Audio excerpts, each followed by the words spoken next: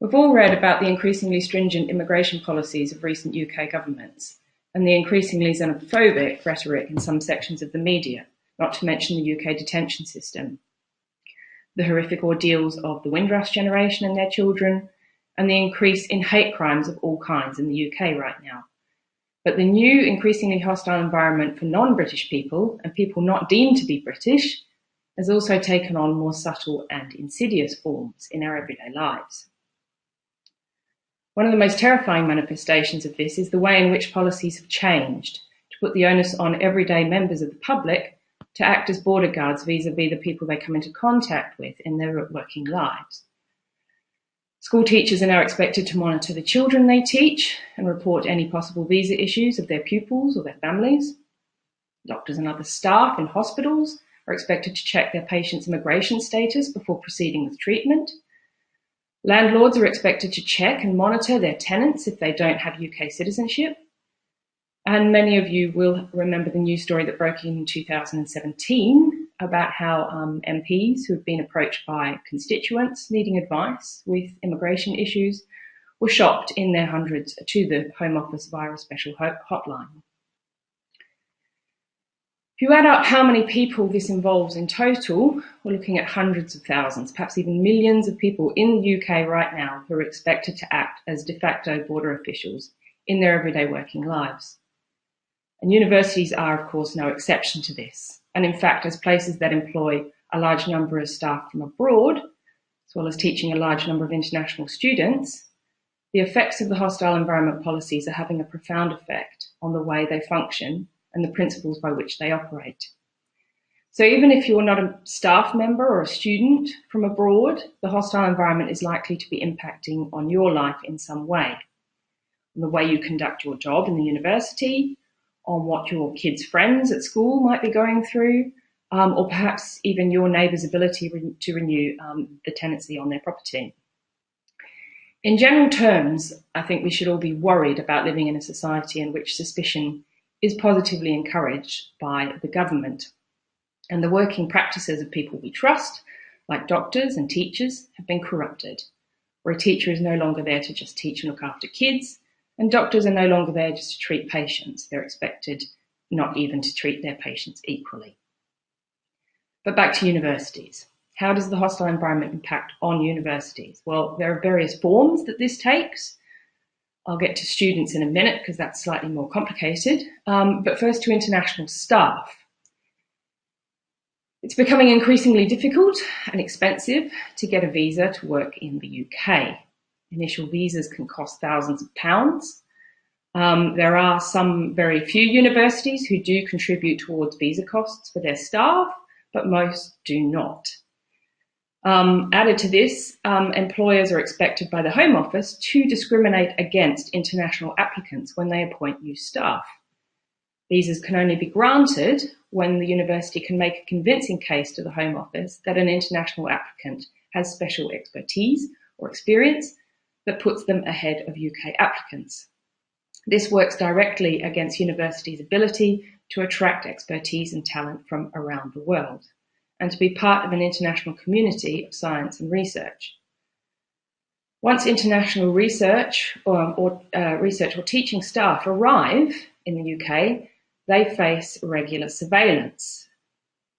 The form that this takes differs from university to university. In some universities, staff have to bring in their passport and visa for checking by the university admin, only once a year or once a semester, but in other places they're expected to sign an attendance register every week.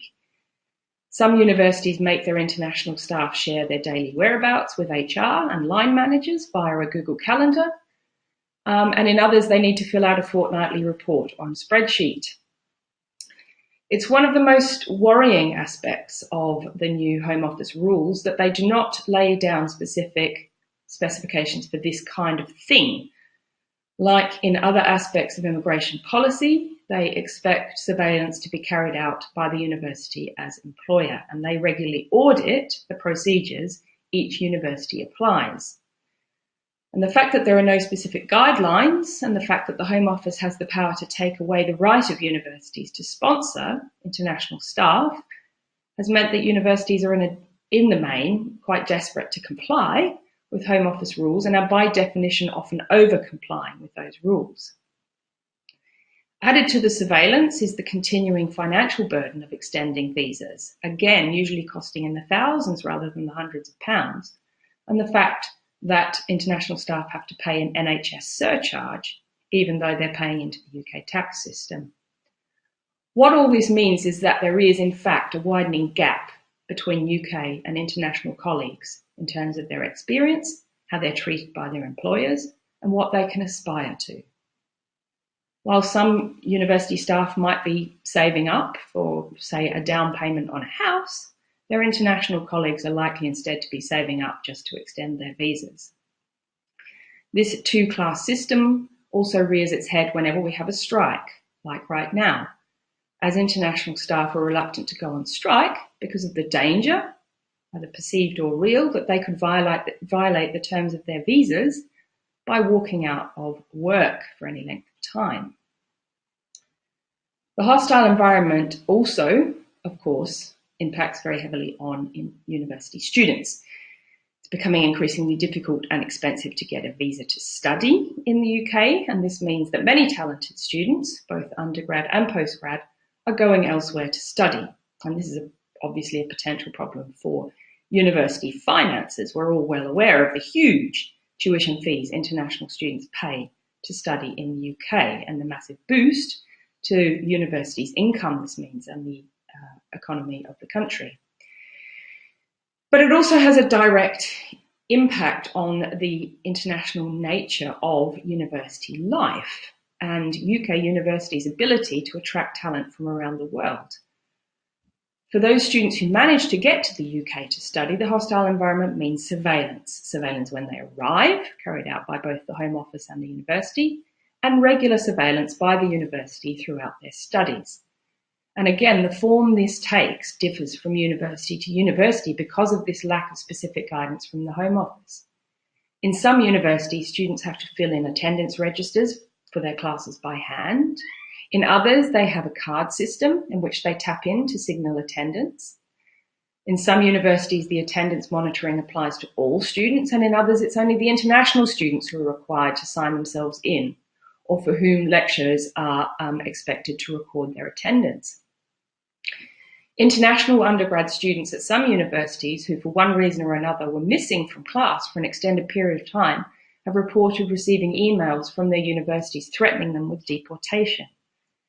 And postgrad students have reported finding it difficult to carry out field work or to attend conferences abroad because they might be in breach of their visa conditions. And most international postgrads can't take up internships that they are offered because of the terms of their visas. So again, this in turn leads to a kind of class system, especially amongst postgrads, in which home and EU students can take up any opportunities offered to them whilst professional development or cut their field work short.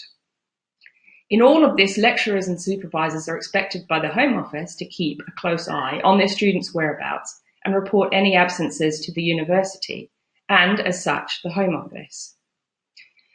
This is also having an effect on student solidarity during this strike, with many international students feeling compelled to cross picket lines, even though they don't want to, because they're terrified that if they don't attend classes, they will run into trouble with the immigration authorities. I apologise for the sound in the background. That's my cat meowing at the door. Please ignore it. So, why should we be worried about all of this? Well, number one, it costs money. It costs time for admin staff and lecturers to be constantly monitoring attendance and checking documents. Many universities have set up dedicated visa compliance offices, employing dozens of staff to handle the monitoring of international students. And the electronic surveillance systems that are increasingly being rolled out by universities in the UK, largely in response to the need to monitor Tier 4 international students, are very expensive. This is all money that should be spent on learning and research rather than policing staff and policing students. Second, the increasing electronic surveillance is worrying in itself. The cards and the data that is used to monitor students' whereabouts are also in some cases designed to contain demographic and other data, making it possible for universities to look into other aspects of their student lives. A high-ranking employee at one UK university recently boasted that they can now see which students go to the university's vending machines the most often. Third, it's not just the surveillance itself that should be worrying us, but also the increasingly hostile tone that universities have been taking with their staff, and especially with their students. Many international students have reported receiving intimidating and threatening emails from their universities when they've not reacted quickly enough to requests for passports, visas, information, and so on. And many students and staff in UK universities report feeling increasingly uncomfortable and unwelcome, and that the universities are somehow against them. Universities should be caring, open learning environments, but they're losing this character, and this is also leading to a fundamental change in the teacher-student relationship. Lecturers have a duty of care and a bond of trust with their students, and this is something they tend to take very seriously. And the level of surveillance expected by the Home Office violates this relationship, just like it is doing with the relationship between doctors and patients, teachers and pupils, and so on in other contexts. I might bring my cat in so that it doesn't bother us.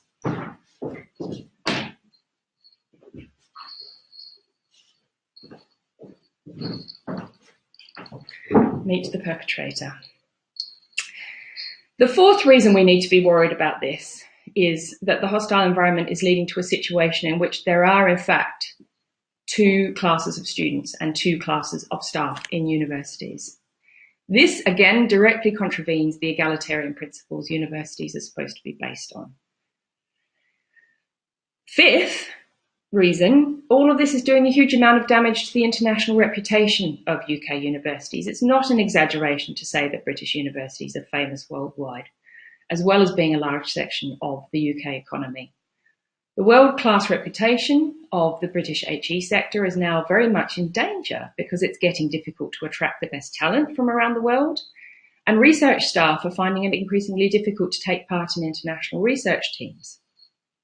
All of this goes to the heart of what academia is, or should be, namely international by its very nature, not just in teaching, but also in research. In a time in which research is in fact becoming increasingly international in the way that research teams operate, in the way they disseminate findings, and the way that they attract funding, the UK seems to be battening down the hatches, and this is bad for everyone. Finally, what's going on in universities is part, like I said in the beginning, of a fundamental shift going on in the UK right now, which turns ordinary people into border guards. And this has a profound effect on the way our society operates and how we relate to one another as human beings. The only way that universities can counter these changes is by working together, either through the union or through other means of solidarity. At the moment, they're pitted against each other in the race to retain sponsoring rights that the Home Office bestows, and this is not in anyone's interests. But the main reason I wanted to talk about all of this today is that there seems to be very little awareness of what is going on and how it relates to other changes occurring in the UK right now. There's an organisation called Universities Resist Border Controls, which aims to counter the hostile environment in universities. And they recently conducted a survey of UK university staff and students, which you might have read about in The Guardian. The survey found that international staff were much more aware of the difficulties faced by international students than their UK and EU colleagues. And additionally, that nearly 2/3 of UK and EU university staff had no idea that international staff were treated differently at their institutions, nor knew any of the details about visas and the expenses involved with visas. And this means that there's a very low level of awareness of what's going on amongst university staff who are not currently directly affected by hostile environment policies. And this isn't just worrying in itself, but it also doesn't bode well for EU staff at UK universities who, let's face it, might well be facing a bit of a shock if and when Brexit happens, depending on how that turns out. So if you'd like to find out more or get involved in resisting the hostile environment in higher education, you can go to the URBC website, which is www.unisresistbordercontrols.org.uk, or you can get involved with your local UCU branch, because it is now very much on their agenda as well, and there are various endeavours and movements within UCU to counter the hostile environment in HE as well. Thank you.